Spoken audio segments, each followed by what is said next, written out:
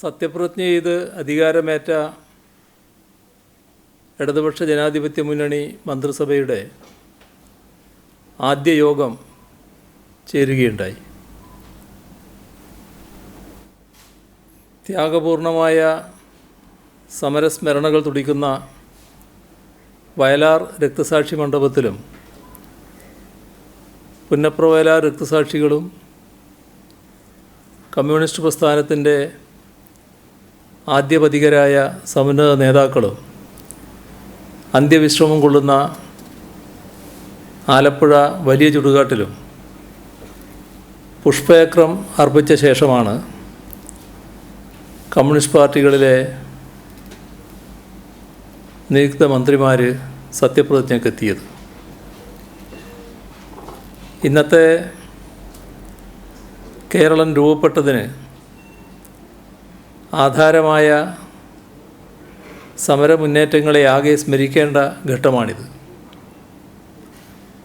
ഐക്യ കേരളത്തിലെ ആദ്യത്തെ സർക്കാർ സഖാവ് EMSൻ്റെ നേതൃത്വത്തിൽ വന്നപ്പോൾ ജനങ്ങൾ വലിയ പ്രതീക്ഷയോടെയാണ് അതിനെ സ്വീകരിച്ചത്. നാം ഇന്ന് അഭിമാനപൂർവ്വം ഉയർത്തിക്കാട്ടുന്ന സാമൂഹ്യ പുരോഗതിയുടെ അടിത്തറയാണ് കമ്മ്യൂണിസ്റ്റ് പാർട്ടി നയിച്ച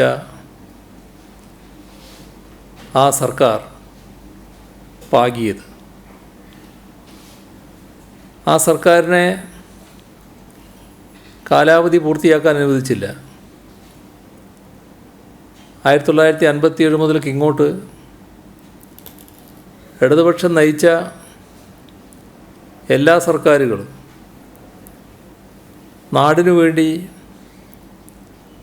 നവീനമായ ബദലുകളാണ് അവതരിപ്പിച്ചത്. ജനങ്ങൾക്ക് വേണ്ടി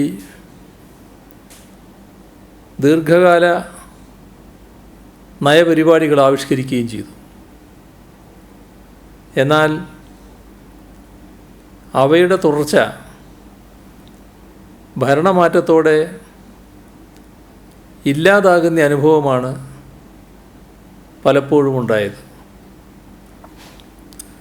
ആ പശ്ചാത്തലത്തിൽ LDFൻ്റെ തുടർഭരണം കേരള ചരിത്രത്തിലെ സമുജ്വലമായ പുതിയ തുടക്കമാണ്. കേരളത്തിന് മുന്നോട്ടുള്ള പാതയൊരുക്കാൻ ദീർഘദൃഷ്ടിയുള്ള ഇടപെടലുകളാണ് കഴിഞ്ഞ 5 വർഷം എല്ലാ പ്രതിസന്ധികളെയും നേരിട്ട് സർക്കാർ നടത്തിയത്. അതിൻ്റെ തുടർച്ചയാണ് ഇപ്പോഴുണ്ടാകുന്നത്. ഭൂപരിഷ്കരണവും വിദ്യാഭ്യാസ ബില്ലും അധികാര വികേന്ദ്രീകരണത്തിന് വേണ്ടിയുള്ള പ്രവർത്തനങ്ങളും സാമൂഹ്യനീതി ഉറപ്പാക്കാനുള്ള ഇടപെടലും ഇടതുപക്ഷം നയിച്ച സർക്കാരുകളാണ് നടത്തിയത്. ആ അടിത്തറയിൽ നിന്നുകൊണ്ട്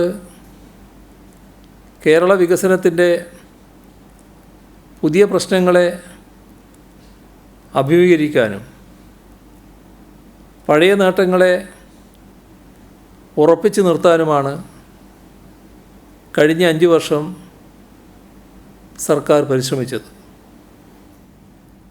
കാർഷിക വ്യവസായ മേഖലകളുടെ ഉന്നമനം, പരമ്പരാഗത മേഖലയുടെ സംരക്ഷണം, പശ്ചാത്തല സൗകര്യ വികസനം, ഉന്നത വിദ്യാഭ്യാസ മേഖലയുടെ നവീകരണം തുടങ്ങിയവ പ്രകടന പത്രികയിൽ തന്നെ ഉൾപ്പെടുത്തിയിരുന്നു. പൊതുവിദ്യാഭ്യാസ സംരക്ഷണവും പൊതു സംവിധാനങ്ങളുടെ ഗുണനിലവാരം ഉയർത്തലും പ്രത്യേക അജണ്ടയായി തന്നെ ഏറ്റെടുത്തു.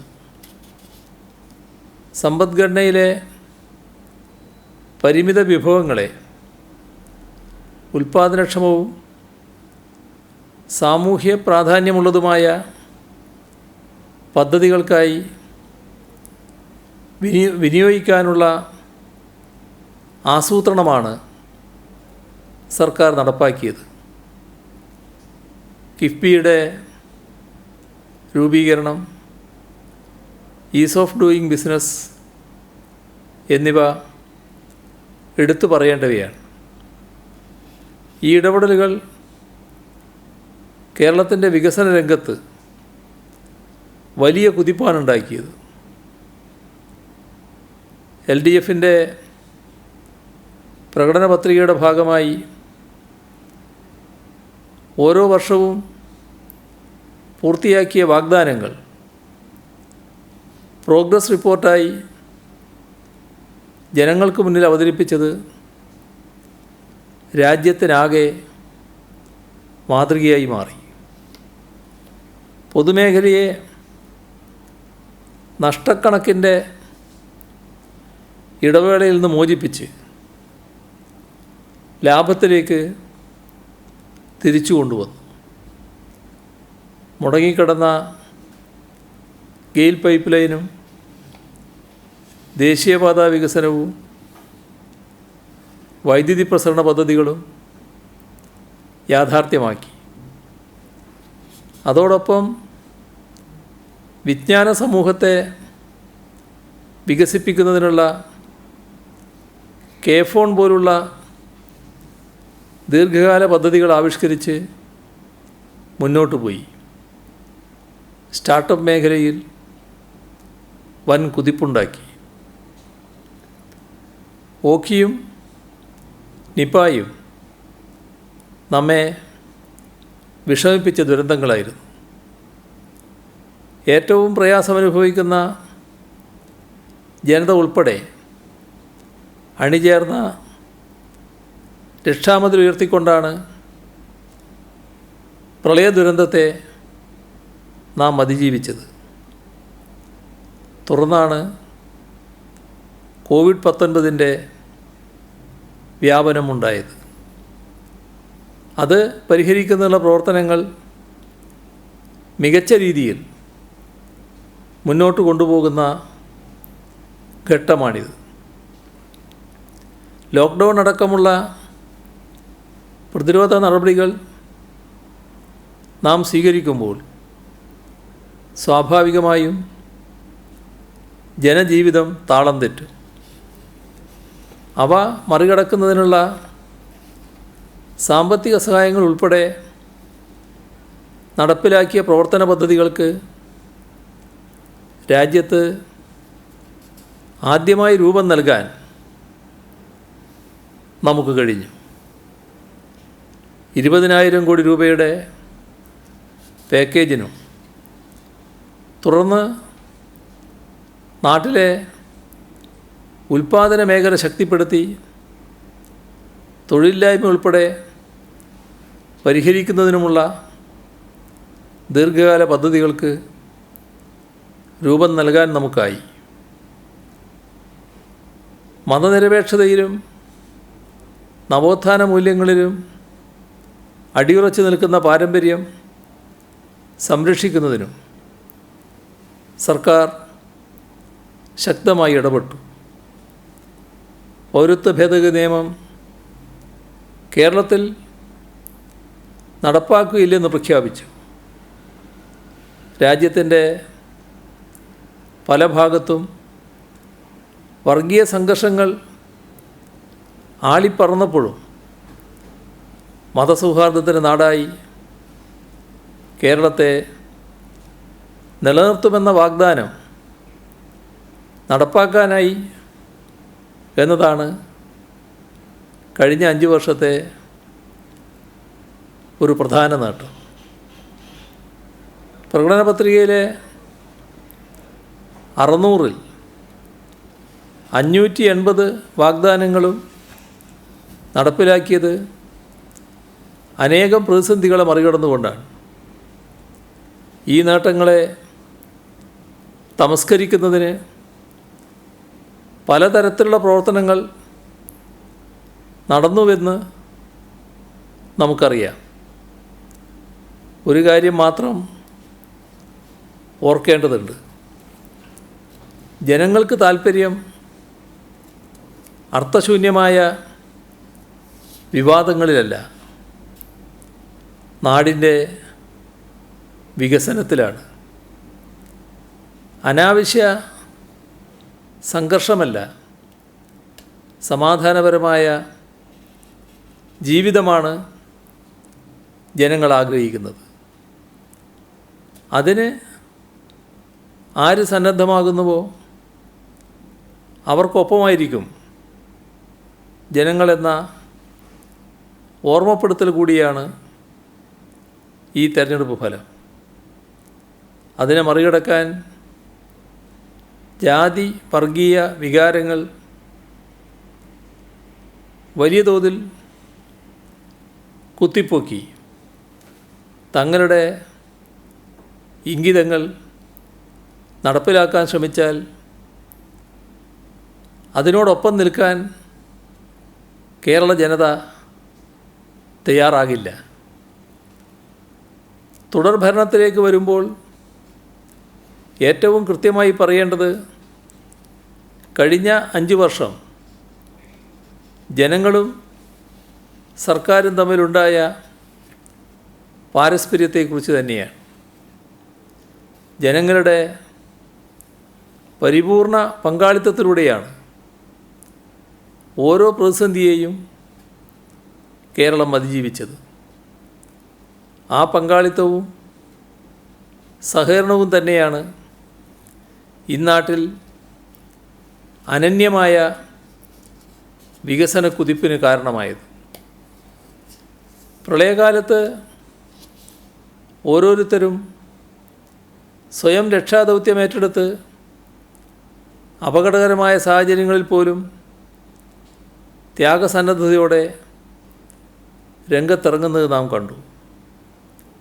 മത്സ്യത്തൊഴിലാളികളെ കേരളത്തിൻ്റെ സൈന്യമെന്ന് വിളിക്കാൻ കാരണമായത് അവർ കാണിച്ച ത്യാഗപൂർവമായ രക്ഷാപ്രവർത്തനമാണ്. ജനങ്ങൾ ശ്രദ്ധയോടെയും ജാഗ്രതയോടെയും പ്രതികരിച്ചിരുന്നില്ലെങ്കിൽ നിപ്പ എന്ന അപകടകാരിയായ വൈറസിൻ്റെ ആക്രമണം നമുക്ക് തടഞ്ഞു നിർത്താൻ കഴിയില്ലായിരുന്നു.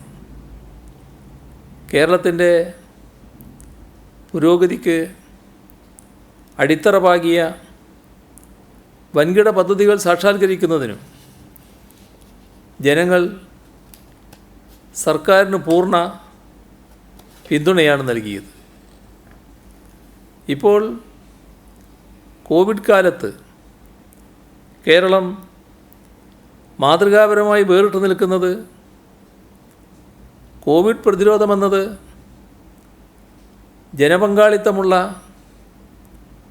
ജീവത്തായ ഒരു പ്രക്രിയയായി നാം മാറ്റിയെടുത്തതിലൂടെയാണ്.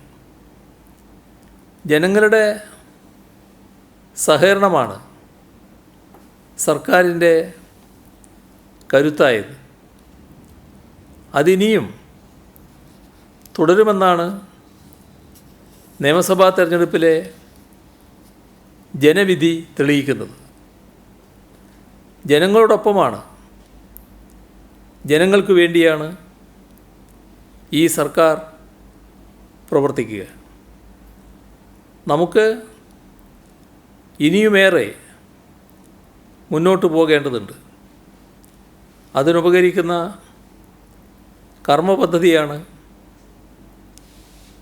LDF പുതിയ പ്രകടന പത്രികയിൽ വിഭാവനം ചെയ്തിരിക്കുന്നത്. 50 പ്രധാന പരിപാടിയും അനുബന്ധമായി 900 വാഗ്ദാനങ്ങളുമാണ് ഇതിൽ മുന്നോട്ട് വച്ചിട്ടുള്ളത്. അവ പൂർണ്ണമായും നടപ്പിലാക്കി മുന്നോട്ട് പോകാനാണ് ഉദ്ദേശിക്കുന്നത്. സാമൂഹ്യ മേഖലകളിലെ പ്രത്യേകിച്ചും ആരോഗ്യം, വിദ്യാഭ്യാസം, പാർപ്പിടം എന്നീ രംഗത്തുണ്ടായ നേട്ടങ്ങളെ ശക്തിപ്പെടുത്തുന്ന നടപടികൾ സ്വീകരിക്കും. സാമൂഹ്യക്ഷേമം, സാമൂഹ്യനീതി, ലിംഗനീതി, സ്ത്രീ സുരക്ഷ എന്നിവയെയും കൂടുതൽ ശാക്തീകരിക്കുന്നതിനുള്ള നടപടികളുണ്ടാകും. ഇവയെ സമ്പദ്ഘടനയുടെ ഉൽപ്പാദനശേഷി വർദ്ധിപ്പിക്കാനുള്ള അടിസ്ഥാനമായി ഉപയോഗിക്കും. ശാസ്ത്രം, സാങ്കേതികവിദ്യ, നൂതന നൈപുണികൾ, വിജ്ഞാന സമ്പദ്ഘടനയിൽ ലഭ്യമായ നൈപുണികൾ എന്നിവയെ കൃത്യമായി പ്രയോജനപ്പെടുത്തി കൃഷി, അനുബന്ധ മേഖലകൾ, നൂതന വ്യവസായം, അടിസ്ഥാന സൗകര്യ വികസനം, വരുമാനോൽപാദന സേവനങ്ങൾ എന്നിവയെ മെച്ചപ്പെടുത്തും. അടുത്ത 5 വർഷം കൊണ്ട് സംസ്ഥാനത്ത് അതിദാരിദ്ര്യം എന്നത് ഉന്മൂലനം ചെയ്യും. അഗതിയായ ഓരോ വ്യക്തിയെയും, ദാരിദ്ര്യത്തിൽ കഴിയുന്ന ഓരോ കുടുംബത്തെയും കണ്ടെത്തി പ്രാദേശികവും ഗാർഹികവുമായ പദ്ധതികളിലൂടെ ദാരിദ്ര്യരേഖയ്ക്ക് മുകളിൽ കൊണ്ടുവരും. ഉന്നത വിദ്യാഭ്യാസത്തെ നവീകരിക്കാനും വളർത്താനും പ്രത്യേക നയം രൂപപ്പെടുത്തും. അതിലൂടെ കേരളത്തിലെ യുവാക്കൾക്ക് ആധുനിക സമ്പദ്ഘടനയിൽ ലഭ്യമായ ഏറ്റവും മികച്ച വിദഗ്ധ തൊഴിലുകൾ സൃഷ്ടിക്കും. 5 വർഷം കൊണ്ട് ആധുനികവും ഉയർന്ന തൊഴിൽശേഷിയുള്ളതുമായ ഉൽപ്പാദനപരമായ സമ്പദ്ഘടന സൃഷ്ടിക്കും. അടുത്ത 25 വർഷം കൊണ്ട് കേരളത്തിൻ്റെ ജീവിത നിലവാരം അന്താരാഷ്ട്ര തലത്തിലെ തന്നെ വികസിത രാഷ്ട്രങ്ങൾക്ക് സമാനമാക്കുക എന്നതാണ് ലക്ഷ്യമിടുന്നത്. നാടിൻ്റെ വികസനം, അതിന് ലക്ഷ്യം പൂർത്തീകരിക്കുന്നത് ഏറ്റവും അടിത്തട്ടിൽ കഴിയുന്ന ജനവിഭാഗങ്ങളുടെ ജീവിത നിലവാരം ഉയർത്തുന്നതിലൂടെയാണ്. തൊഴിലവസരങ്ങൾ കൂടുതൽ ഉറപ്പുവരുത്തുക എന്നതിന് ഊന്നൽ നൽകും. ഒരാളെയും ഒഴിച്ചു നിർത്താത്ത വികസന കാഴ്ചപ്പാടാണ് ഉയർത്തിപ്പിടിക്കുക. കാർഷിക മേഖലയിൽ ഉൽപ്പാദനക്ഷമത, ലാഭസാധ്യത, സുസ്ഥിരത എന്ന മുദ്രാവാക്യം നടപ്പിലാക്കും. ഓരോ വിളയുടെയും ഉൽപ്പാദനം വർദ്ധിപ്പിക്കുന്നതിന് ലക്ഷ്യം നിശ്ചയിക്കും. 5 വർഷം കൊണ്ട് നെല്ലിൻ്റെയും പച്ചക്കറിയുടെയും ഉൽപ്പാദനം ഇരട്ടിപ്പിക്കാനുള്ള ശേഷി നമുക്കുണ്ട്. കൃഷി, ജലസേചനം എന്നീ വകുപ്പുകളുടെ ഇടപെടലുകളെ സഹകരണ മേഖലയുമായും ഫാർമർ പ്രൊഡ്യൂസർ കമ്പനികളുമായും തദ്ദേശഭരണ സ്ഥാപനങ്ങളുമായും സമന്വയിപ്പിക്കും. ശാസ്ത്രീയ കൃഷിരീതികൾ ഏറ്റെടുക്കുന്നതിന് പദ്ധതി തയ്യാറാക്കും. മൂല്യവർദ്ധനവിലും മാർക്കറ്റിങ്ങിലും ശ്രദ്ധ കേന്ദ്രീകരിക്കും. ഭക്ഷ്യസംസ്കരണ വ്യവസായങ്ങൾക്കുള്ള സാധ്യത പ്രയോജനപ്പെടുത്താൻ അടിയന്തര നടപടി സ്വീകരിക്കും. നാളികേരത്തിൻ്റെയും സുഗന്ധവ്യഞ്ജനങ്ങളുടെയും സംസ്കരണത്തിന് വ്യവസായശാലകളുടെ ശ്രേണി സജ്ജമാക്കും. റബ്ബറിൻ്റെയും മറ്റും മൂല്യവർദ്ധനയ്ക്ക് പോളിമർ സയൻസ് ആൻഡ് ടെക്നോളജി അടിസ്ഥാനമാക്കി മികവിൻ്റെ കേന്ദ്രം രൂപീകരിക്കും. ഭൂവിനിയോഗ പദ്ധതി, വിള പദ്ധതി, തണ്ണീർത്തട പദ്ധതി എന്നിവ ആവിഷ്കരിച്ച് ആസൂത്രണം നടത്താൻ തദ്ദേശഭരണ സ്ഥാപനങ്ങളെ പ്രോത്സാഹിപ്പിക്കും. പ്രാദേശിക തണ്ണീർത്തടങ്ങളെ മെച്ചപ്പെടുത്തും. കാരാപ്പുഴ, ബാണാസുര സാഗർ, പഴശ്ശി, ഇടമലയാർ പദ്ധതികൾ 2023-24 പൂർണ്ണതോതിൽ പ്രവർത്തനക്ഷമമാക്കും. മഴവെള്ളം കടലിലേക്ക് ഒഴുക്കിക്കളയാതെ സംഭരിക്കുന്ന വലിയ ജലസംഭരണികൾ ഒരുക്കുന്നത് പരിഗണിക്കും. ഇത് വേനൽക്കാലത്തെ ജലസേചനവും കൂടി വെള്ളത്തിൻ്റെ ലഭ്യതയും ഉറപ്പുവരുത്തും.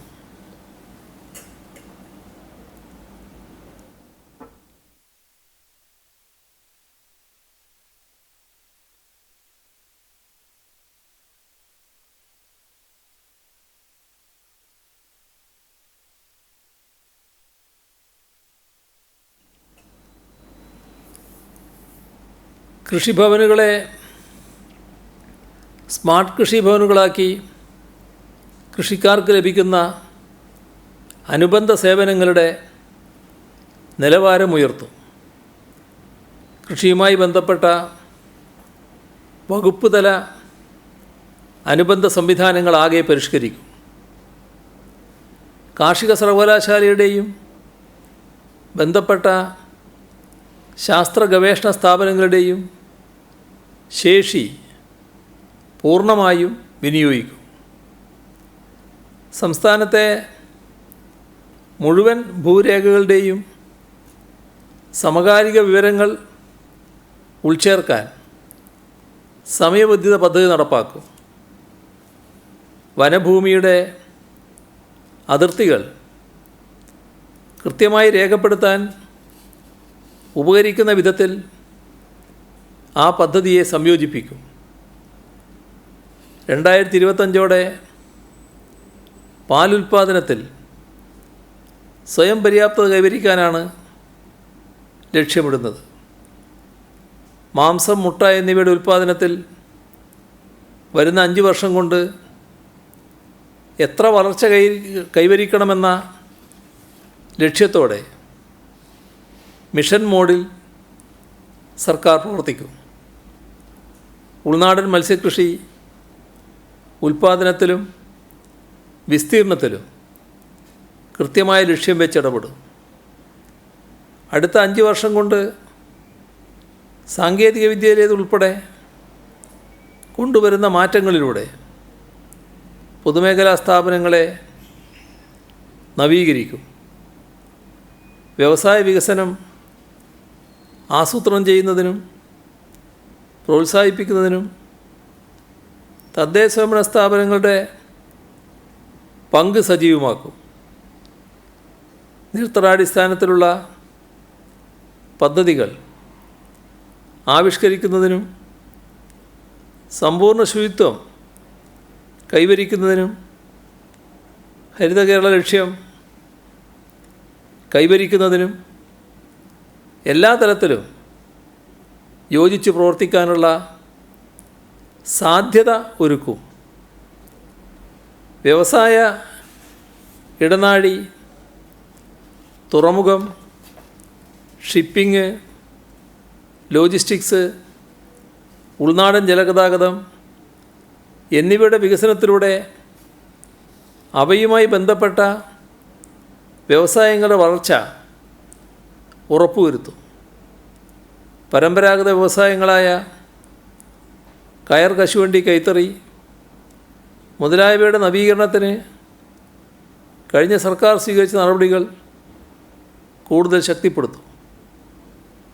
പരമ്പരാഗത വ്യവസായങ്ങൾ നവീകരിച്ച് ഓരോ തൊഴിലാളിക്കും കൂടുതൽ മൂല്യവർദ്ധനവ് സാധ്യമാക്കുന്നതിനുള്ള നടപടികളും സ്വീകരിക്കും. IT വകുപ്പ്, ഡിജിറ്റൽ യൂണിവേഴ്സിറ്റി, കേരളത്തിലെ IT വ്യവസായം എന്നിവ സംയുക്തമായി പ്രത്യേക വെബ് പോർട്ടലിലൂടെ കേരളത്തിൽ നിക്ഷേപിക്കാനോ പഠിപ്പിക്കാനോ ജോലി ചെയ്യാനോ ആഗ്രഹിക്കുന്ന എല്ലാ സംരംഭകരെയും IT വിദഗ്ധരുമായും പ്രൊഫഷണലുകളുമായും ബന്ധിപ്പിക്കും. IT വിദ്യാർത്ഥികളെ പഠിപ്പിക്കാനും അവർക്ക് മാർഗനിർദ്ദേശങ്ങൾ നൽകാനും നിലവിൽ ജോലി ചെയ്യുന്ന പ്രൊഫഷണലുകളെ പ്രയോജനപ്പെടുത്താൻ കഴിയുന്ന മാർഗരേഖ 6 മാസത്തിനകം തയ്യാറാക്കും. വ്യവസായ മേഖലയുമായി സജീവമായി സഹകരിക്കാൻ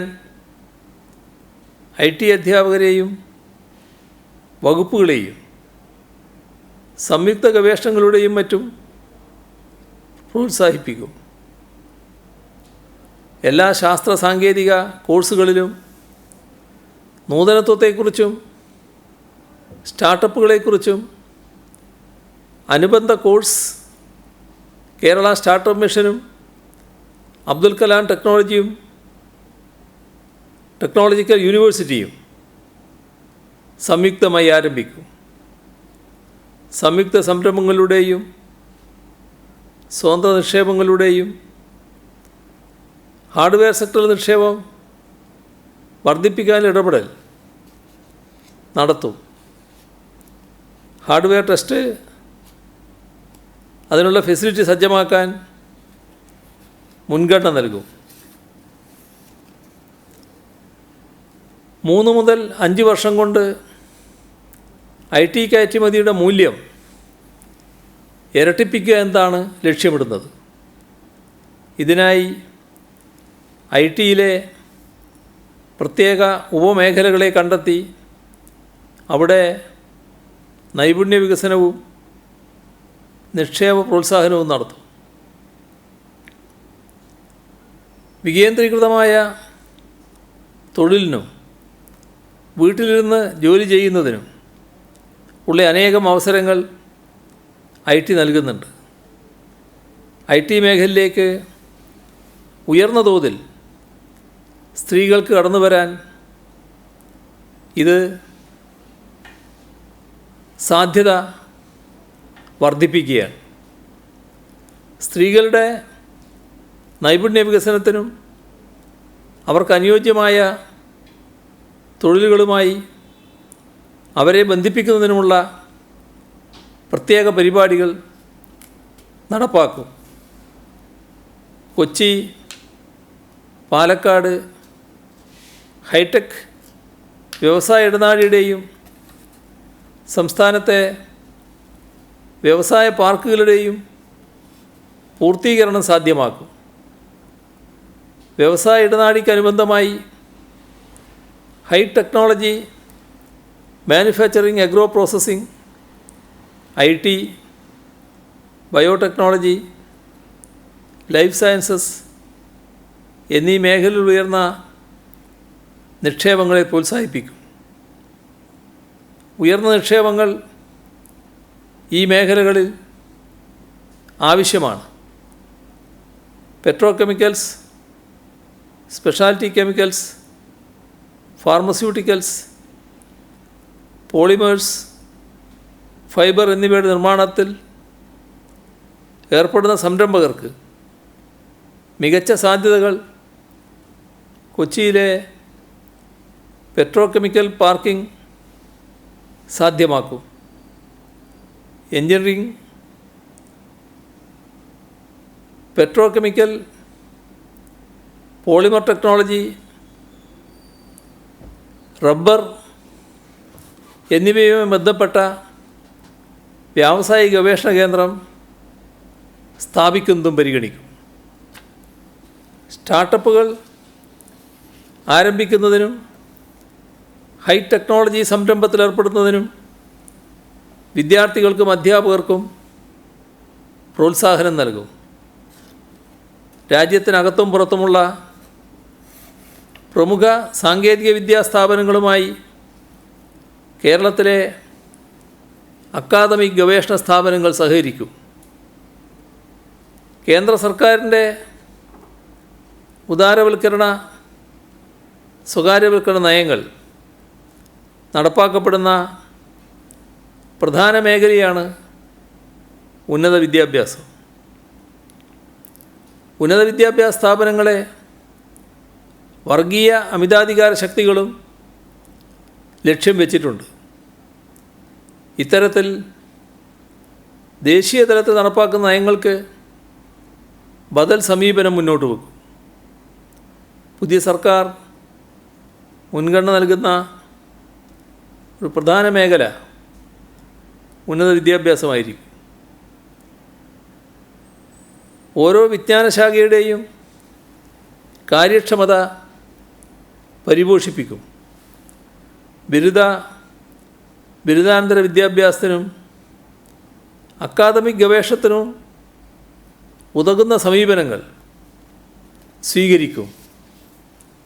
അതിനനുയോജ്യമായ കോഴ്സുകൾ ആരംഭിക്കും. ശ്രേഷ്ഠ കേന്ദ്രങ്ങളും അതേ മാതൃകയിലുള്ള ഡിപ്പാർട്ട്മെൻറ്റുകളും ഇതിൻ്റെ ഭാഗമായി സജ്ജമാക്കും.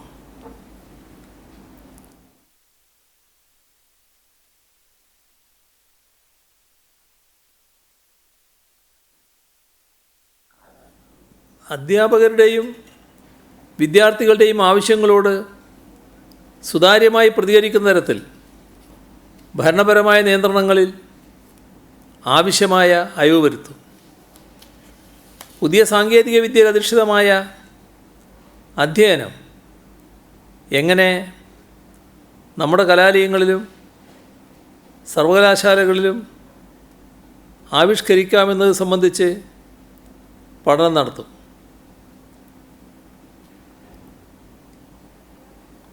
അധ്യാപനത്തിനും ഗവേഷണത്തിനും വിദ്യാർത്ഥികളുടെ കൈമാറ്റത്തിനുള്ള എക്സ്ചേഞ്ച് ദേശീയ അന്താരാഷ്ട്ര തലത്തിൽ തന്നെ വികസിപ്പിച്ചെടുക്കാനാണ് ഉദ്ദേശിക്കുന്നത്. പുതിയ സാങ്കേതിക വിദ്യയിൽ അധിഷ്ഠിതമായ അധ്യയനം നമ്മുടെ കലാലയങ്ങളിലും സർവകലാശാലകളിലും ആവിഷ്കരിക്കാം. ഇത് സംബന്ധിച്ച് പഠനം നടത്തും. ഓൺലൈൻ കോഴ്സുകൾ വികസിപ്പിച്ചെടുക്കാൻ അന്തർ സർവകലാശാല ഗ്രൂപ്പുകളെ സജ്ജമാക്കും. ഇതിനായി വിവിധ വിഷയങ്ങളിലെ വിദഗ്ധരുടെ പൂൾ സജ്ജമാക്കും. ലൈബ്രറികളുടെ നവീകരണം സാധ്യമാക്കും. ഈ വിഭവങ്ങൾ ക്യാമ്പസുകളും സ്ഥാപനങ്ങളും പങ്കുവെക്കുന്നതിനുള്ള മാർഗങ്ങൾ കണ്ടെത്തും. ഉന്നത വിദ്യാഭ്യാസ മേഖലയിൽ സാമൂഹ്യനീതിയും പ്രാദേശിക സന്തുലിതാവസ്ഥയും ഉറപ്പുവരുത്തുന്നതിനുള്ള ഇടപെടൽ നടത്തും. ഓരോ സർവകലാശാലയ്ക്കും കലാലയത്തിനും ബന്ധപ്പെട്ട സ്ഥാപനങ്ങൾക്കും പ്രത്യേക പദ്ധതികളും പരിപാടികളും ആവശ്യകത കണക്കിലെടുത്ത് തയ്യാറാക്കും. ശാസ്ത്ര സാങ്കേതിക ഗവേഷണ സ്ഥാപനങ്ങളുടെ വിപുലമായ ശൃംഖല പ്രത്യേക ശ്രദ്ധയോടെ ശക്തിപ്പെടുത്തും. ഗവേഷണ സ്ഥാപനങ്ങളും ഉന്നത വിദ്യാഭ്യാസ സ്ഥാപനങ്ങളും വ്യവസായങ്ങളും പരസ്പരം ബന്ധപ്പെട്ട് പ്രവർത്തിക്കുന്നതിനുള്ള സാഹചര്യമൊരുക്കും. സെക്കൻഡറി തലം വരെയുള്ള സ്കൂൾ വിദ്യാഭ്യാസത്തിൽ ഭരണഘടന വിഭാവനം ചെയ്യുന്ന തരത്തിലുള്ള മതനിരപേക്ഷ ജനാധിപത്യ മൂല്യങ്ങളും ശാസ്ത്രീയ അവബോധവും പാഠ്യപദ്ധതിയിൽ ശാസ്ത്രീയ അവബോധമൊക്കെ വളർത്താൻ ഉതകും വിധം പാഠ്യപദ്ധതിയിൽ ഉൾപ്പെടുത്തും. കൂടുതൽ വൈദഗ്ധ്യമുള്ള തൊഴിലുകൾ ആവശ്യമാണ്. അത്തരത്തിലുള്ള വൈദഗ്ധ്യങ്ങൾ നേടിയെടുക്കുന്നതിന് യുവാക്കളെ സജ്ജമാക്കും. ഏറ്റവും ആധുനികമായ ശേഷി വികസന പരിപാടികൾ അവർക്ക് ലഭ്യമാക്കും. IT അധിഷ്ഠിത സേവനങ്ങൾ, ഗതാഗതം, സ്റ്റോറേജ്, വാർത്താവിനിമയം, ബാങ്കിങ്, ഇൻഷുറൻസ്, നിർമ്മാണം, ആരോഗ്യം, മെഡിക്കൽ എക്യുപ്മെൻറ്റ്, ഭക്ഷ്യസംസ്കരണം, വിനോദസഞ്ചാരം, ഹോസ്പിറ്റാലിറ്റി, ഇത്തരം മേഖലകളിൽ കേരളത്തിൽ വലിയ തൊഴിൽ സാധ്യതയാണുള്ളത്. ഇത് ഉപയോഗപ്പെടുത്തുന്നതിന് നടപടി സ്വീകരിക്കും. പുതിയ സാധ്യത ഉയർന്നു വരുന്ന മേഖലകളിൽ സ്ത്രീകൾക്കും യുവാക്കൾക്കും പട്ടികജാതി പട്ടികവർഗ വിഭാഗങ്ങൾക്കും ശേഷി വികസനം ലഭ്യമാക്കുന്നതിന് പ്രത്യേക പരിഗണന നൽകും.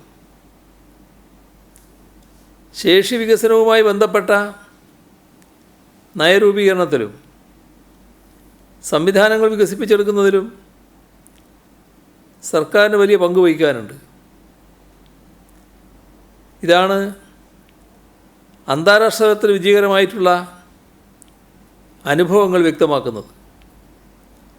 ഇത് ഉൾക്കൊണ്ടുകൊണ്ടുള്ള നടപടികളാണ് സ്വീകരിക്കുക. പരിശീലനത്തെ ഇപ്പോഴുള്ള തൊഴിൽ കമ്പോളങ്ങളുടെ ആവശ്യങ്ങളുമായി ബന്ധിപ്പിക്കുന്നതിനോടൊപ്പം ഭാവി തൊഴിലുകൾക്കനുസൃതമായ വിധത്തിൽ ശേഷികൾ വികസിപ്പിക്കും. യുവാക്കളുടെ പരിശീലനത്തിൽ അടിസ്ഥാന ശേഷികൾ ഉൾപ്പെടുത്തുകയും നിലവാരമുള്ള അപ്രന്റീസ്ഷിപ്പ് സംവിധാനങ്ങൾ ഒരുക്കുകയും ചെയ്യും. തൊഴിലുമായി ബന്ധപ്പെട്ട പരിശീലനങ്ങളുടെ പ്രാപ്യത വർദ്ധിപ്പിക്കുകയും ഔദ്യോഗിക സമ്പദ്ഘടനയിലെ തൊഴിലുകളിൽ ജോലി ചെയ്യാൻ കഴിയുന്ന തരത്തിൽ പുരുഷന്മാരെയും സ്ത്രീകളെയും സജ്ജരാക്കുകയും ചെയ്യും.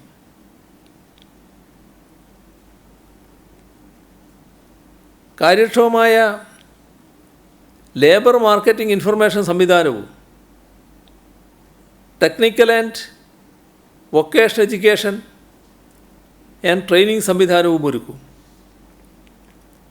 ഖരമാലിന്യ സംസ്കരണം എന്ന പ്രശ്നത്തിന് എത്രയും പെട്ടെന്ന് പരിഹാരം കണ്ടെത്തിയില്ലെങ്കിൽ ഗൗരവതരമായ ആരോഗ്യ, ശുചിത്വ, സാമ്പത്തിക, സാമൂഹ്യ പ്രശ്നങ്ങൾ സംസ്ഥാനത്ത് സൃഷ്ടിക്കാനിടയാകും. ഈ യാഥാർത്ഥ്യം മുൻനിർത്തി വരുന്ന 5 വർഷം കൊണ്ട് മാലിന്യരഹിത കേരളം യാഥാർത്ഥ്യമാക്കും. നാട് നിലനിൽക്കുന്നതും ചലിക്കുന്നതും അധ്വാനിക ജനവിഭാഗങ്ങളുടെ പ്രയത്നത്തിൻ്റെ ഭാഗമായാണെന്ന് കണ്ടറിഞ്ഞുകൊണ്ട് അവരുടെ അവകാശങ്ങൾ സംരക്ഷിക്കുന്നതിനുള്ള നടപടികൾ സ്വീകരിക്കും. മടങ്ങി വന്ന പ്രവാസികൾ ഉൾപ്പെടെ സംരംഭകരാകാൻ സാധ്യതയുള്ള നിരവധി ആളുകൾ കേരളത്തിലുണ്ട്. അവർ പുതിയ സംരംഭങ്ങൾ ആരംഭിക്കാനുള്ള അവസരങ്ങൾ തേടുകയാണ്. സാങ്കേതികവിദ്യ പഠിക്കാനും ആർജിക്കാനും ഉൾപ്പെടെ അവർക്ക് സഹായങ്ങൾ നൽകാനുള്ള വ്യവസ്ഥാപിത മാർഗങ്ങൾ ഒരുക്കും. സംസ്ഥാനത്തെ സ്ത്രീകളുടെ പദവി ഉയർത്തുന്നതിന് മുൻഗണന നൽകും. സംസ്ഥാന സർക്കാരിൻ്റെയും തദ്ദേശഭരണ സ്ഥാപനങ്ങളുടെയും ജെൻഡർ ബജറ്റിംഗ് ശക്തിപ്പെടുത്തും. സംസ്ഥാനാടിസ്ഥാനത്തിൽ സ്ത്രീകൾക്കും കുട്ടികൾക്കും നേരെയുള്ള അതിക്രമങ്ങൾ കുറയ്ക്കുന്നതിനും ക്രൈം മാപ്പിങ്ങിൻ്റെ അടിസ്ഥാനത്തിലുള്ള ജനകീയ ഇടപെടലിന് രൂപം നൽകും. കേരളത്തിൻ്റെ പൊതുവായ വികസനത്തിൻ്റെ നേട്ടം വേണ്ടത്ര ലഭിക്കാത്ത പട്ടികജാതി പട്ടികവർഗ വിഭാഗങ്ങൾ, മത്സ്യത്തൊഴിലാളികൾ തുടങ്ങിയ ജനവിഭാഗങ്ങളുടെ പ്രശ്നങ്ങൾ സവിശേഷ പ്രാധാന്യത്തോടെ പരിഹരിക്കുന്ന നടപടികളും സ്വീകരിക്കും. ഭിന്നശേഷിക്കാരായ കുട്ടികൾക്ക് സാധാരണ കുട്ടികൾക്ക് ലഭിക്കുന്ന എല്ലാ സൗകര്യങ്ങളും ഉറപ്പുവരുത്തും. മുഴുവൻ ഭിന്നശേഷിക്കാർക്കും സഹായോപകരണങ്ങൾ ഉറപ്പുവരുത്തും. വിപുലീകൃതമായ വയോജന സർവേ നടത്തി സേവനങ്ങൾ വാതിൽപ്പടിയിലെത്തിക്കുന്നതിനുള്ള നടപടി സ്വീകരിക്കും. പ്രത്യേക സാന്ത്വന പരിചരണ പരിപാടിയും ആവിഷ്കരിക്കും. സർക്കാർ ഓഫീസുകളിലെ ഒഴിവുകൾ, സർവീസിലെ ഒഴിവുകൾ പൂർണ്ണമായും സമയബന്ധിതമായും റിപ്പോർട്ട് ചെയ്യുമെന്ന് ഉറപ്പുവരുത്തും. പൊതുമേഖലാ റിക്രൂട്ട്മെൻറ്റ് ബോർഡ് രൂപീകരിക്കുന്നതിന് നടപടി സ്വീകരിക്കും. നമ്മുടെ മതനിരപേക്ഷ സംസ്കാരത്തിൻ്റെ കാവലാളായ മാതൃഭാഷ സംരക്ഷിക്കുന്നതിനുള്ള നടപടികൾ ശക്തിപ്പെടുത്തും. പാരിസ്ഥിതിക സൗഹാർദ്ദപരമായ സുസ്ഥിരം വികസനത്തെ ആയിരിക്കും സംസ്ഥാന സർക്കാർ സ്വീകരിക്കുക. കേരളം ഉയർത്തിക്കൊണ്ടുവന്ന നവോത്ഥാനത്തിൻ്റെയും മതനിരപേക്ഷതയുടെയും കാഴ്ചപ്പാടുകളെ കൂടുതൽ ശക്തമായി മുന്നോട്ട് കൊണ്ടുപോവുക, ഇതാണ് ഈ സർക്കാർ ഉദ്ദേശിക്കുന്നത്. ജനങ്ങളുടെ ജീവിത നിലവാരം അനുദിനം മെച്ചപ്പെടുത്തിക്കൊണ്ട് മാത്രമേ അത് സാധ്യമാകൂ. പൊതുമണ്ഡലങ്ങളെ കൂടുതൽ ശക്തിപ്പെടുത്തുന്നതിനും ജനങ്ങൾ തമ്മിലുള്ള പരസ്പര ബന്ധങ്ങൾ ഉയർത്തുന്നതിനുമുള്ള സാംസ്കാരിക മുന്നേറ്റത്തിന് സർക്കാർ നേതൃത്വം നൽകും. അന്താരാഷ്ട്ര തലത്തിലെ സാധ്യതകളെ ഉപയോഗപ്പെടുത്തുന്നതോടൊപ്പം തന്നെ നാട്ടിലെ യുവതീ യുവാക്കൾക്ക് ഈ നാട്ടിൽ തന്നെ തൊഴിലവസരം ഉറപ്പുവരുത്തുക, അതിനുള്ള ക്രിയാത്മകമായ നടപടികൾക്കാണ് ഊന്നൽ നൽകുക. കേരളത്തെ വൈജ്ഞാനിക കേന്ദ്രമാക്കുക, അതെല്ലാ ജനവിഭാഗങ്ങൾക്കും പ്രാപ്തമാകുന്ന തരത്തിലുള്ള ജനാധിപത്യ സമൂഹത്തിൻ്റെ സൃഷ്ടിക്കായിരിക്കും പരിശ്രമിക്കുക. കേന്ദ്ര സംസ്ഥാന ബന്ധങ്ങളെ ജനാധിപത്യപരമായി പുനഃക്രമീകരിക്കുക, അതിനുവേണ്ടിയുള്ള പ്രവർത്തനങ്ങളും ഇതോടൊപ്പം നടത്തും. ഈ കാഴ്ചപ്പാടുകളുടെ അടിസ്ഥാനത്തിലാണ് ഇന്ന് മന്ത്രിസഭാ യോഗം ചില തീരുമാനങ്ങളെടുത്തത്. അതിദാരിദ്ര്യ ലഘൂകരണം എന്ന ലക്ഷ്യം കൈവരിക്കാൻ പര്യാപ്തമായ സുപ്രധാനമായൊരു തീരുമാനമാണ് ആദ്യ മന്ത്രിസഭാ യോഗം കൈക്കൊണ്ടിട്ടുള്ളത്. ഇത് സംബന്ധിച്ച് വിശദമായ സർവേ നടത്തുക, ക്ലേശഘടകങ്ങൾ നിർണ്ണയിക്കുക, അത് ലഘൂകരിക്കുന്ന നിർദ്ദേശങ്ങൾ സമർപ്പിക്കുക. അതിനുവേണ്ടി തദ്ദേശ സ്വയംഭരണ വകുപ്പിനെ 2 സെക്രട്ടറിമാരുണ്ട്, ആ 2 പേരെയും ചുമതലപ്പെടുത്തുകയാണ്. പാർപ്പിടമെന്നത് മനുഷ്യൻ്റെ അവകാശമായി അംഗീകരിച്ച സർക്കാരാണിത്. എല്ലാവർക്കും ഭവനം എന്ന വിശാലമായ ലക്ഷ്യം കൈവരിക്കാൻ വിവിധങ്ങളായ പദ്ധതിയാണ് ഇവിടെ നടപ്പാക്കിയത്. അതേസമയം മറുഭാഗത്ത് ജപ്തി നടപടികളിലൂടെയും മറ്റും ആളുകൾക്ക് കിടപ്പാട് നഷ്ടപ്പെടുന്ന അവസ്ഥ. ജപ്തി നടപടികളിലൂടെ കിടപ്പാട് നഷ്ടപ്പെടുന്ന അവസ്ഥ ഒഴിവാക്കാൻ ശാശ്വതമായ നിയമനിർമ്മാണത്തെക്കുറിച്ച് ആലോചിക്കാവുന്നതാണ്. ധനകാര്യ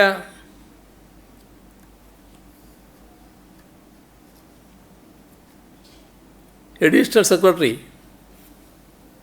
അഡീഷണൽ ചീഫ് സെക്രട്ടറി, അതേപോലെ തന്നെ ആസൂത്രണകാര്യ അഡീഷണൽ ചീഫ് സെക്രട്ടറി, അതോടൊപ്പം ഒരു വിദഗ്ധ അഭിഭാഷകൻ, ഇവരടങ്ങുന്ന സമിതി ഇത് സംബന്ധിച്ച കാര്യങ്ങൾ പരിശോധിച്ച് ജൂലൈ 15-നകം റിപ്പോർട്ട് നൽകാൻ മന്ത്രിസഭാ യോഗം ചുമതലപ്പെടുത്തിയിട്ടുണ്ട്. ആ റിപ്പോർട്ട് പരിശോധിച്ചാണ് തുടർ നടപടികൾ സ്വീകരിക്കുക. ഇതേപോലെ തന്നെ ഗാർഹിക ജോലികളിൽ ഏർപ്പെടുന്ന സ്ത്രീകൾക്ക് സഹായമെത്തിക്കുമെന്ന് പ്രകടന പത്രികയിൽ വാഗ്ദാനം നൽകിയിരുന്നു.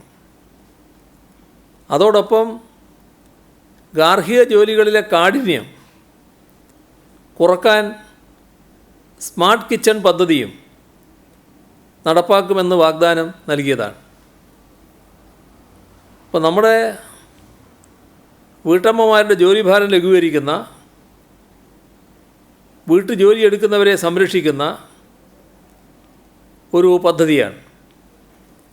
ഈ പദ്ധതിക്ക് രൂപം നൽകാൻ ചീഫ് സെക്രട്ടറി, തദ്ദേശ സ്വയംഭരണ സെക്രട്ടറി, വനിതാ ശിക്ഷണ വകുപ്പ് സെക്രട്ടറി എന്നിവരെ ചുമതലപ്പെടുത്തിയിട്ടുണ്ട്.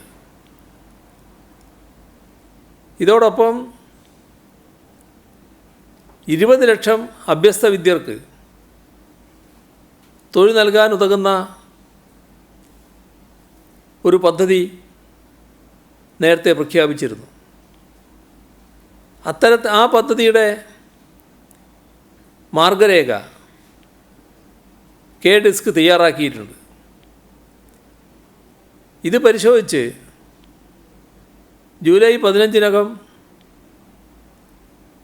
റിപ്പോർട്ട് നൽകാൻ KDSCനെ ചുമതലപ്പെടുത്തിയിരിക്കുകയാണ്. ആ റിപ്പോർട്ടിൻ്റെ ഭാഗമായി പദ്ധതി നടപ്പാക്കാനുള്ള തുടർ പ്രവർത്തനങ്ങളിൽ ആവശ്യമായ തീരുമാനമെടുക്കുകയാണ് ചെയ്യുക. സർക്കാരിൻ്റെ എല്ലാ സേവനങ്ങളും ജനങ്ങളുടെ അവകാശമാണെന്ന കാഴ്ചപ്പാടാണ് സർക്കാരിനെ നയിക്കുന്നത്. ഓരോ തീരുമാനവും ജനങ്ങൾക്ക് വേണ്ടിയുള്ളതാണ്. അത് ജനങ്ങൾക്ക് ലഭ്യമാകുന്നതിന് തടസ്സമുണ്ടാകരുത്. ഇപ്പോൾ സർക്കാർ സേവനങ്ങൾ ഓൺലൈനായി വീട്ടുപടിക്കലെത്തുന്ന ബൃഹത്തായൊരു പദ്ധതിക്കാണ് തുടക്കം കുറിക്കുന്നത്. ഒക്ടോബർ 2-ന് ഗാന്ധി ജയന്തി ദിനത്തിൽ ഈ പദ്ധതി നിലവിൽ വരാൻ ഉതകും വിധം പദ്ധതിക്ക് അന്തിമ രൂപം നൽകണമെന്ന് തീരുമാനിച്ചിട്ടുണ്ട്. IT സെക്രട്ടറിയും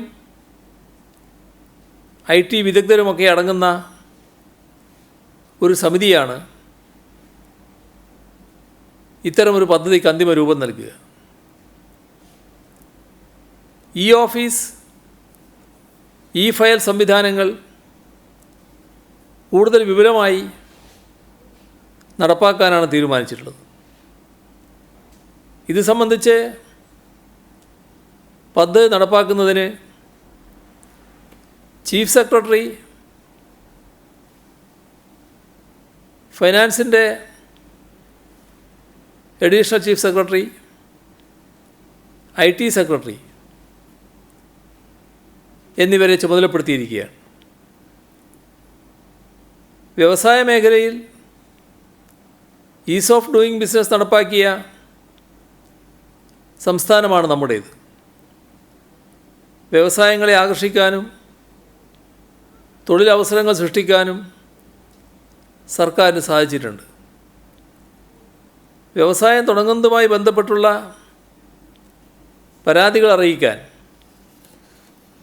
വ്യത്യസ്തങ്ങളായ ഓഫീസുകൾ കയറി ഇറങ്ങേണ്ട സാഹചര്യമാണ് നിലവിലുള്ളത്. അത് ഒഴിവാക്കാൻ പരാതി പരിഹാരത്തിനുള്ള ഏകജാലക സംവിധാനം കൊണ്ടുവരേണ്ടതുണ്ട്. അതിനായൊരു ഗ്രീവൻസ് റിഡ്രസൽ കമ്മിറ്റി നിയമപരമായി പ്രാബല്യത്തിലുണ്ടാവണം. ഒരു ഉന്നത IAS ഉദ്യോഗസ്ഥനായിരിക്കും ഈ കമ്മിറ്റിയുടെ ചുമതല. ഇതിനൊരു പ്രത്യേക നിയമനിർമ്മാണവും വേണ്ടിവരും. ഈ നിയമത്തിൻ്റെ കരട് തയ്യാറാക്കാൻ ഉദ്യോഗസ്ഥതല സമിതിയെ ചുമതലപ്പെടുത്തിയിട്ടുണ്ട്. 15ാം കേരള നിയമസഭയുടെ ആദ്യ സമ്മേളനം ഈ മാസം 24, 25 തീയതികളിൽ വിളിച്ചു ചേർക്കുന്നതിന് ഗവർണറോട് ശുപാർശ ചെയ്യാൻ മന്ത്രിസഭ തീരുമാനിച്ചിട്ടുണ്ട്. പ്രോട്ടോം സ്പീക്കറായി കുന്ദമംഗലം MLA അഡ്വക്കേറ്റ് PTA റഹീമിനെ നിയോഗിക്കാനുള്ള ശുപാർശ നൽകാനും മന്ത്രിസഭ തീരുമാനിച്ചു. സംസ്ഥാനത്തിൻ്റെ അഡ്വക്കേറ്റ് ജനറലായി അഡ്വക്കേറ്റ് K. ഗോപാലകൃഷ്ണക്കുറുപ്പിനെ നിയമിക്കാൻ മന്ത്രിസഭ തീരുമാനിച്ചു. ഡയറക്ടർ ജനറൽ ഓഫ് പ്രോസിക്യൂഷൻസായി അഡ്വക്കേറ്റ് TA ഷാജിയെ നിയമിക്കാൻ തീരുമാനിച്ചു. സംസ്ഥാന പ്ലാനിംഗ് ബോർഡ് ഉപാധ്യക്ഷനായി ശ്രീ VK രാമചന്ദ്രനെ നിയമിച്ചു. മതനിരപേക്ഷ സോഷ്യലിസ്റ്റ് റിപ്പബ്ലിക് എന്ന കാഴ്ചപ്പാട് ഉയർത്തിപ്പിടിച്ചുകൊണ്ട് മുന്നോട്ട് പോകുന്ന നിലപാടായിരിക്കും നാം സ്വീകരിക്കുക. സർക്കാരിൻ്റെ പ്രതിബദ്ധത ഭരണഘടനയോടും ഈ നാട്ടിലെ ജനതയോടുമാണെന്ന് ഒരിക്കൽ കൂടി പ്രഖ്യാപിക്കാൻ ഈ അവസരം ഉപയോഗിക്കട്ടെ. അതിനായി മുഴുവൻ ജനങ്ങളുടെയും പിന്തുണയും അഭ്യർത്ഥിക്കുന്നു. ഇത്രയും കാര്യങ്ങളാണ് ഇന്ന് പങ്കുവെക്കാനുള്ളത്.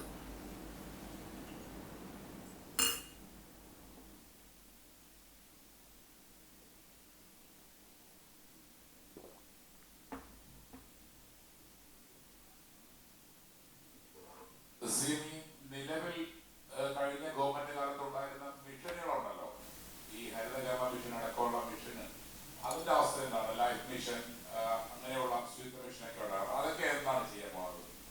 ആ മിഷനുകളൊക്കെ തുടരുക തന്നെയാണ് ചെയ്യുക.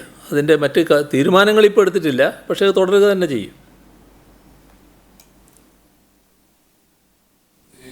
ഓഫീസിലെ സ്റ്റാഫുകളൊക്കെ തീരുമാനം, പ്രൈവറ്റ് സെക്രട്ടറി അതുപോലുള്ള കാര്യങ്ങളൊക്കെ തീരുമാനമുണ്ടോ? അത് ഈ ഉപദേശകർ ഇത്തവണ ഉണ്ടാവും?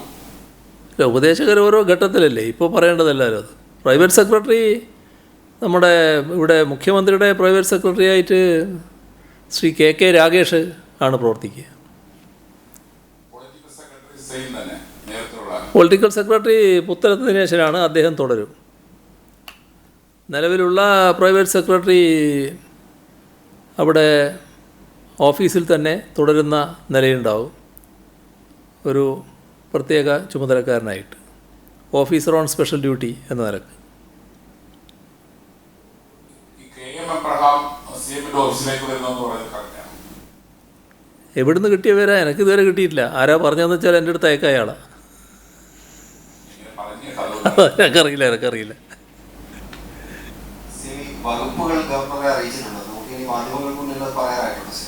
ഇപ്പം അംഗീകാരം വരുമെന്നാണ് തോന്നുന്നത്. ഇപ്പം ഞാൻ ഒപ്പിട്ട് കഴിഞ്ഞിട്ടുണ്ട്. ചീഫ് സെക്രട്ടറിക്ക് കൊടുത്തിട്ട് ചീഫ് സെക്രട്ടറി മുഖേനയാണ് ഫയലായിട്ട് പോവുക.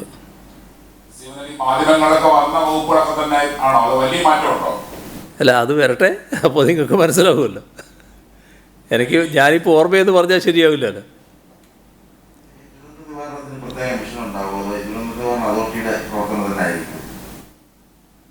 അല്ല, ദുരന്ത നിവാരണം ഇപ്പം നടക്കുന്നതല്ലേ, അതിനെന്താ പ്രത്യേക കാര്യം വന്നിരിക്കുന്നു?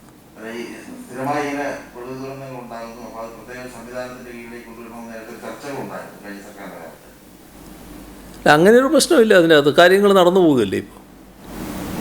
ഇപ്പോൾ 4 ജില്ലകളിൽ ട്രിപ്പിൾ ലോക്ക്ഡൗൺ തുടരുകയാണല്ലോ. അപ്പോൾ അതിൽ എന്തെങ്കിലും കൂടുതൽ ഇളവുകൾ എന്തെങ്കിലും ഉണ്ടാവോ, അതോ ഇതുപോലെ തന്നെ വരും ആഴ്ചയിലും തുടരാനാണോ? അത് സംബന്ധിച്ച് എന്തെങ്കിലും തീരുമാനം മന്ത്രിസഭ കൈക്കൊണ്ടോ? അല്ല, അത് രോഗത്തിൻ്റെ അവസ്ഥയെ നോക്കിക്കൊണ്ടാണല്ലോ നിൽക്കുക. രോഗാവസ്ഥയിൽ ഇന്നലെയൊക്കെ പറഞ്ഞതുപോലെ ചെറിയ ചെറിയ വ്യത്യാസങ്ങൾ, അതായത് അനുകൂലമായ വ്യതിയാനങ്ങൾ വരുന്നുണ്ടെന്നുള്ളത് ശരിയാണ്. പക്ഷേ നമ്മുടെ ജാഗ്രത ഉപേക്ഷിക്കാറായിട്ടില്ല.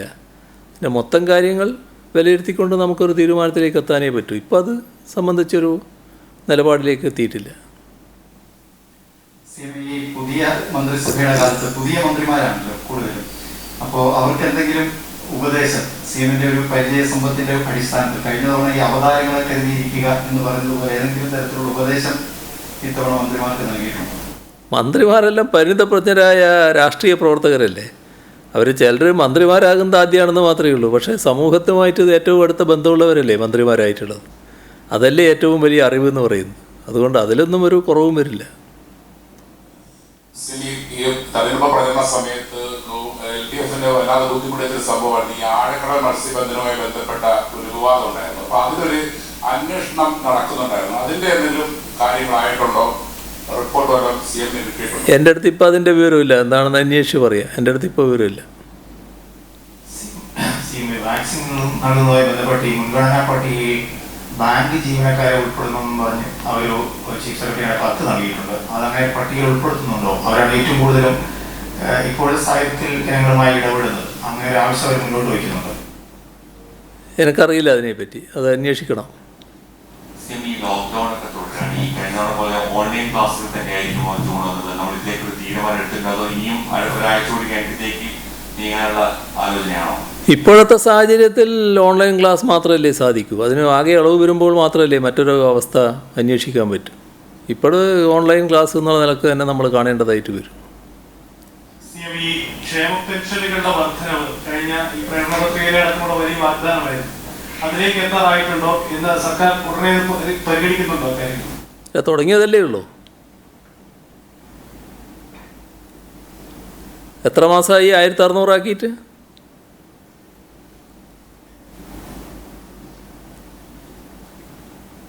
ലോക്ക്ഡൌൺ കാരണം ഈ ഫർണിച്ചർ കടാനുള്ള തുണിക്കടകൾ ഇതെല്ലാം ട്രിപ്പിൾ ലോക്ക്ഡൌൺ കാരണം തുറക്കാൻ പറ്റാത്ത, തുടർച്ചയായി തുറക്കാൻ പറ്റാത്ത ഇവിടെ ഈ ഷോർട്ട് സർക്യൂട്ടും മറ്റും ഉണ്ടാകുന്നുണ്ട്. ഈ ഫർണിച്ചറുകൾ തീ പിടിക്കാനുള്ള സാധ്യത, അത്തരം ചില സന്ദർഭങ്ങളുണ്ട്. അത് അവരുടെ ആവശ്യം പറഞ്ഞാൽ ഇടയ്ക്കൊന്നേ ഒരു ദിവസമെങ്കിലും അവിടെ നിന്ന് പോയി നോക്കാനുള്ള ഒരു പാസ് അനുവദിക്കണം എന്നുള്ളതാണ്, പരിശോധിക്കാനുള്ളത്. അത് പ്രത്യേകമായിട്ട് പരിശോധിക്കാൻ സമ്മതിക്കുന്നതിന് വിഷമമൊന്നും വരില്ല. ഒരാൾ പോയി നോക്കുന്നതിന് തടസ്സമൊന്നും വരാനിടയില്ല. അത് ആ നിലക്ക് അവർ ബന്ധപ്പെട്ടാൽ മതി. എല്ലാ മേഖലയിലും വർക്ക് ഫ്രം ഹോമാണ്. അപ്പോൾ ഈ കമ്പ്യൂട്ടറുകളൊക്കെ നിരന്തരം ചീത്തയാവുന്നുണ്ട്. അപ്പോൾ ഈ കമ്പ്യൂട്ടർ മെയിൻ്റെനൻസിനുള്ള ആൾക്കാർക്ക് ഏതെങ്കിലും 1-2 ദിവസം പുറത്തിറങ്ങാൻ അവസരപ്പെടുന്ന വലിയ ഉപകാരമായിരുന്നു. കമ്പ്യൂട്ടർ ശരിയാക്കുന്നവർക്കൊക്കെ അത് അനന്തമായി നീണ്ടുപോകുന്നുണ്ടെങ്കിൽ ആ കാര്യം പരിശോധിക്കാം നമുക്ക്. CM കഴിഞ്ഞ വലിയൊരു പ്രഖ്യാപനമായിരുന്നല്ലോ സിൽവർ ലൈൻ റെയിൽവേ പദ്ധതി. ഈ ഭരണ തുടർച്ച വരുന്ന ഒരു സാഹചര്യത്തിൽ ആ പദ്ധതിക്കൊക്കെ ഒരു പുതിയ ഗതിവേഗം ഉണ്ടാകുമോ? തീർച്ചയായും ഉണ്ടാവും. ആ പദ്ധതി നമ്മുടെ നാടിൻ്റെ പുരോഗതിക്ക് ഒഴിച്ചുകൂടാത്ത ഒന്നാണ്. ഇന്നിപ്പോൾ അത് ആലോചിച്ചിട്ടില്ല. പക്ഷേ അതുപോലുള്ള പദ്ധതികൾ നല്ല രീതിയിൽ തന്നെ നടപ്പാക്കുന്ന നില സർക്കാർ എടുക്കും. അപ്പോൾ ബാക്കി പിന്നെ പോരെ. ശരി.